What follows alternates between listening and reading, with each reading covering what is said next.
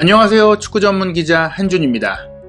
2021-2022 시즌 프리미어리그 득점왕을 차지한 손흥민 선수에 대한 지금 전 세계 언론의 반응은 우리의 상상 이상으로 뜨겁습니다. 유럽 최고의 축구 기자들을 섭외한 세계 최고 공신력 축구 매체 디 애슬레틱이 내놓은 손흥민 득점왕 분석 기사는 지금 유럽 축구계에서 손흥민 선수가 어떤 평가를 받고 있는지 정확하고 정밀하게 분석했습니다. 손흥민 선수의 발전상과 축구 역사에 남긴 의미와 가치, 그리고 앞으로에 대한 기대감을 확인할 수 있는 명품 칼럼, 지금부터 풀버전으로 해석해드리겠습니다. 손흥민이 리버풀의 모하메드 살라와 함께 프리미어리그 골든부트를 수상한 것은 2021-2022 시즌이 그의 최고의 시즌이라고 주장해온 이들의 말을 사실로 만들었다. 하지만 개인 시상 부분에서 올 시즌 잉글랜드 리그 최고의 선수임에도 불구하고 거론이 잘 되지 않고 있다. 잉글랜드 축구 기자협회는 지난 4월 말에 올해의 선수 투표를 진행했다. 손흥민은 겨우 2표를 받았다. 지난 금요일에는 잉글랜드 프로축구 선수협회의 팬 선정 올해의 선수 후보가 발표되었는데 손흥민은 심지어 6명의 후보 리스트에도 오르지 못했다. 살라, 더브라이언은 물론이고 필 포든, 코너 갤러거, 트렌트 알렉산더 아놀드와 데클란 라이스가 포함되었는데도 말이다. 우리는 잉글랜드 프로축구 선수협회의 선수들이 뽑는 올해의 선수상 후보 리스트를 6월 1일에 확인할 수 있을 것이다. 손흥민은 토트넘 자체 시상식은 3개를 모두 다 차지했다. 최근 4년 중 3번째 수상이다. 해리 케인이 전성기를 누리고 있다는 점을 생각하면 손흥민이 얼마나 특별한 활약을 하고 있는지 알 수 있을 것이다. 토트넘 팬 베이스를 넘어 손흥민은 그저 게리 네빌이 먼데이 나이트 풋볼에 출연해 자신이 뽑은 올해 최고의 선수로 선정되는 작은 명예를 얻는 데 그쳤다. 손흥민이 살라보다 약한 팀에서 뛰었다.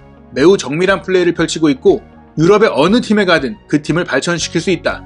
여전히 손흥민은 그가 받아야 할 마땅한 평가보다 저평가를 받고 있는데 왜인지 모르겠다. 어떤 측면에서 보더라도 손흥민은 프리미어리그 최고의 포워드다. 심지어 몇 년간 그래왔다.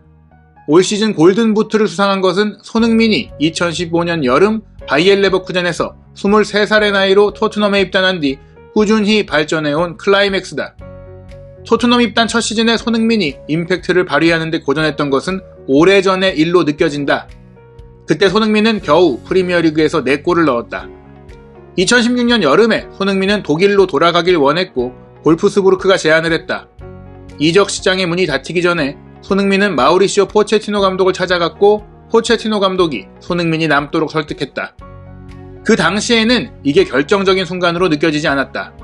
만약 손흥민이 떠나기로 했다면 토트넘은 2016년 여름 이적 시장 대부분의 시간을 사우스햄프턴에 있던 사디오 마네, 크리스탈 팰리스의 윌프리드 자하를 추격하는 데 보내야 했을 것이다.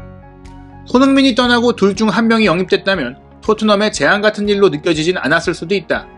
하지만 손흥민이 토트넘에 남기로 결정한 것은 그가 현대 축구에서 가장 위대한 선수 중 한 명이 되었기 때문에 토트넘에는 매우 중요한 일이 되었다.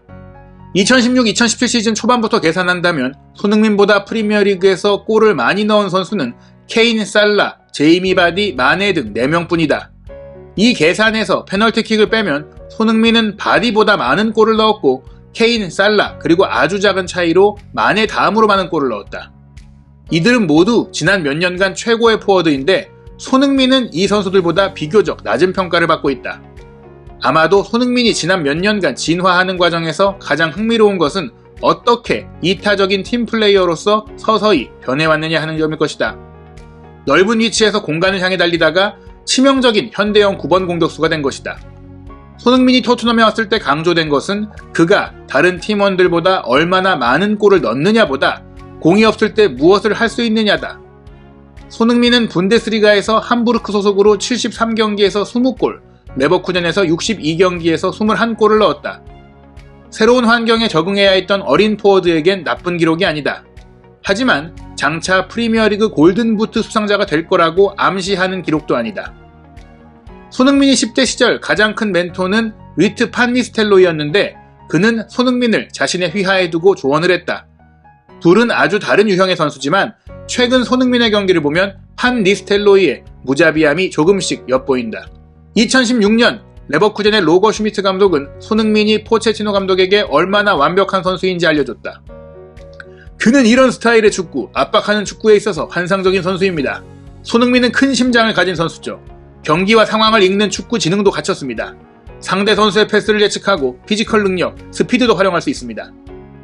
그러나 손흥민을 칭찬하는 이들조차 그의 가장 큰 무기로 파이널 서드 지역에서의 킬러 능력을 말하지 않았다.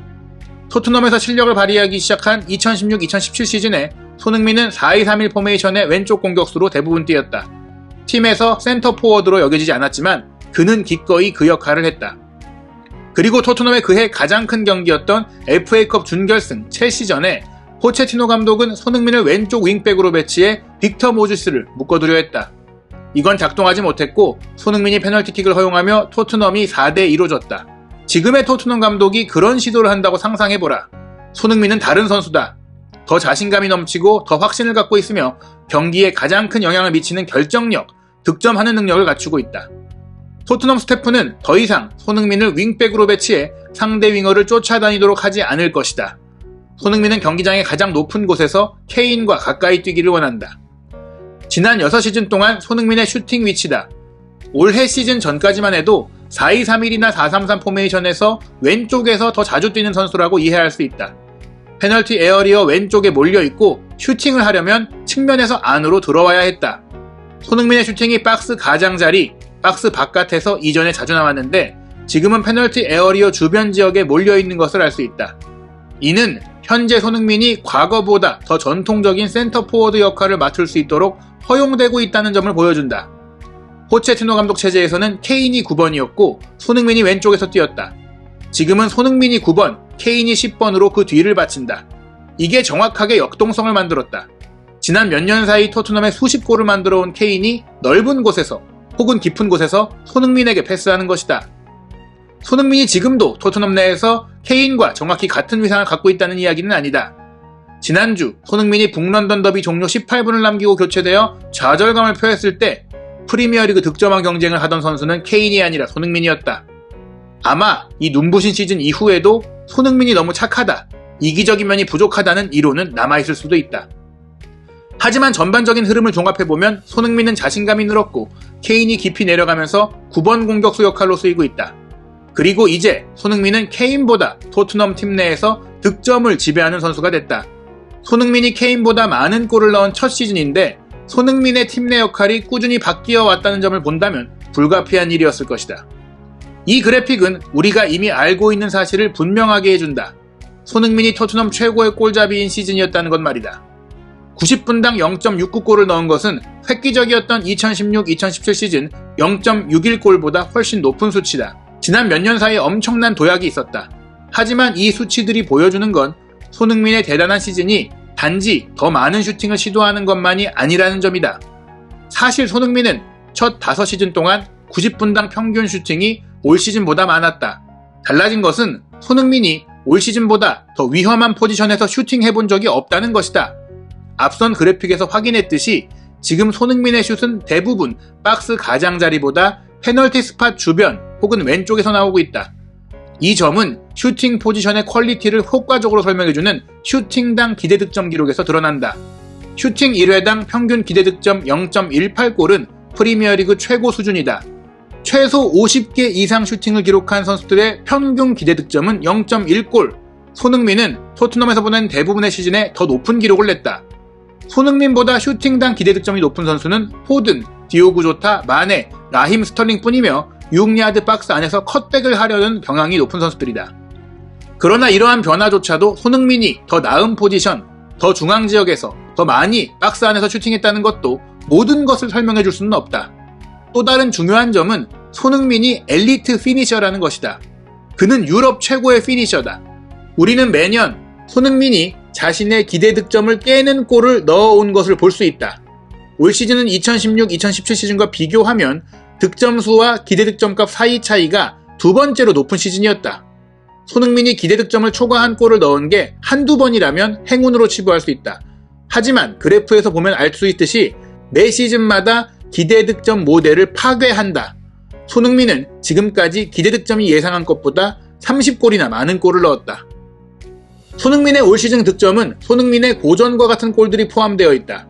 맨체스터 시티와 개막전 결승골처럼 에데르송을 통과해 박스 가장자리에서 골문 아래 구석을 노린 슈팅, 마지막 경기 캐로 로드에서의 두 번째 골, 앨런 로드에서 몸을 움직이며 케인의 패스를 받아 컨트롤한 뒤 마무리한 기술, 지난 북런던 더비에서 아스널을 상대로 한 영리한 골도 있다.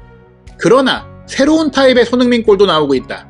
6야드 박스로 달려드는 손흥민이 케인이나 루카스 모우라, 데안 쿠루셉스키의 크로스를 마무리하는 것이다.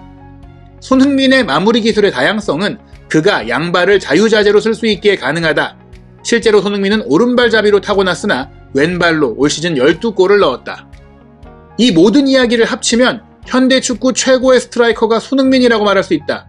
이타적으로 경기를 하는 팀 플레이어인 동시에 자신의 힘으로 독주하는 슈퍼스타로도 활약하는 선수. 또 하나 마법과 같은 면이 있는데 손흥민은 플레이를 보는 것이 기쁜 선수라는 점이다. 순수한 스포츠 경기에서 그가 수비수를 제치며 달리는 속도는 장관이다. 그는 놀랄 만큼 매끈하게 그라운드를 가로지르며 우아하게 돌파한다. 손흥민이 상대 수비를 쉽게 제치는 장면은 지금 축구 경기에서 가장 큰 볼거리 중 하나다. 여기에 골문 구석을 노리는 그의 자연스러운 균형과 슈팅은 일상적인 슈팅마저 걸작으로 보이게 한다. 손흥민이 페널티킥 없이 이만한 득점을 올렸다는 것이 얼마나 어려운 일인지도 기억할 필요가 있다. 그리고 이것이 그가 꾸준히 득점 기록을 유지하지 못하는 이유일 수도 있다. 손흥민은 늘 최선을 다해 뛰어야 득점을 할 수 있다. 지난 8년간 사람들이 케인에 대해 얼마나 좋은 성적을 냈는지 이야기를 하고 토트넘에서 야망을 이룰 수 있을지, 케인이 토트넘을 떠나야 하는지 이야기가 나왔고, 케인은 지난해 여름 맨체스터 시티로 이적하려고 노력했다. 하지만 손흥민에게는 이런 추측이 나오지 않는다. 2016년에 토트넘에 잔류하기로 결정한 당시 이적설도 길게 이어지지 않았다. 손흥민의 경력을 생각하면 이적설이 많이 나오지 않은 건 기묘한 일이다. 지난 수년간 토트넘은 그에 대한 진지한 문의를 거의 받지 않았다. 그 이유 중 하나는 타이밍이다. 손흥민은 2022년 7월에 토트넘과 대형 재계약을 발표했다. 2020-2021 시즌 전반기부터 논의한 협상이다. 이 계약 성사로 토트넘은 완벽한 시기에 손흥민을 장기적으로 잡아두게 됐다. 손흥민의 이야기는 지난 몇 년간 이적 시장이 어떻게 변해왔는가를 보여준다. 2010년대 후반에 앙투안 그리즈만, 알렉시스 산체스, 곤살로 이과인, 에덴 아자르가 거액에 움직였다. 팬데믹 전에는 20대 후반 선수들도 큰 금액에 이동했다. 하지만 팬데믹 뒤로 많은 팀들이 30대에 가까운 선수들에게 1억 파운드에 가까운 돈을 쓰지 않으려고 한다. 손흥민 같은 선수를 위한 시장이 형성되지 않게 됐다. 케인과 스털링의 예시로도 볼 수 있을 것이다. 손흥민이 얼마나 외부적인 명성을 갖추는 게 중요한지는 그의 몫이다. 아마 그는 언론, 대중, 그리고 다른 클럽들로부터 과소평가를 받고 있다. 아마 이 클럽들은 손흥민을 살 수 있는 기회를 놓쳤을 것이다. 손흥민에게는 나쁘지 않은 일이다. 다른 어떤 선수보다 토트넘 팬들의 사랑을 많이 받고 있다. 그는 고국 한국의 영웅이다. 그는 현 세대 최고의 스트라이커 중 한 명이며 골든부트를 처음으로 수상했고 다음 시즌에는 챔피언스 리그에 참가한다. 2022년 하반기에는 손흥민 선수를 세계 최고의 축구대회에서 볼 수 있습니다. 별들의 전쟁 챔피언스 리그, 그리고 2022 카타르 월드컵. 전성기를 맞이한 손흥민, 그리고 자신의 한계를 넘어 점점 더 진화하고 있는 손흥민 선수가 2022-2023 시즌 프리미어리그와 챔피언스리그, 2022 카타르 월드컵에서 어떤 역사를 써내려갈지 전세계 언론의 반응과 분석, 손흥민 선수의 모든 이야기 한준TV에서 확인하시기 바랍니다. 새로운 한준TV 구독, 좋아요, 알림 설정을 해주시면 큰 힘이 됩니다. 시청해주셔서 감사합니다.